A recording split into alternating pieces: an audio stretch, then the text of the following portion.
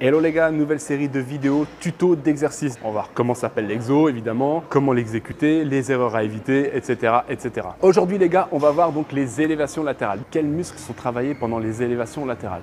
Donc principalement les deltoïdes, donc tous leurs faisceaux, et les trapèzes. Maintenant, qu'est-ce qu'on veut réellement travailler pendant les élévations latérales? Ça va être surtout le faisceau moyen. Le faisceau moyen, je vais essayer de le dessiner un petit peu là. Donc on va voir pourquoi je l'ai dessiné pour vous expliquer un petit peu mieux les choses. Je ne sais pas si vous vous souvenez un petit peu d'il y a 5 ans, tout le monde disait il faut faire le truc de la cruche, etc. Alors qu'est-ce que ça faisait le truc de la cruche? Regardez, quand je vais faire une rotation interne comme ceci, je vais en fait mettre le deltoïde face au plafond. C'était potentiellement une bonne chose pour le deltoïde, mais pas pour l'articulation de l'épaule. On a trouvé une solution, c'est vous êtes comme ceci, et vous vous penchez un petit peu en avant. Et on a à peu près le même résultat. Donc ça, c'est la première chose. Deuxième point à prendre en considération, c'est les insertions du muscle. Donc ici, sur mon dessin, on voit qu'on a une insertion qui est ici, donc la terminaison du deltoïde moyen.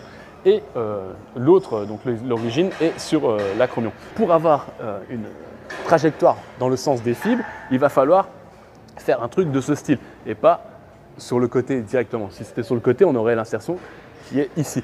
Donc l'idée, c'est d'avoir une trajectoire comme ça un petit peu vers l'avant.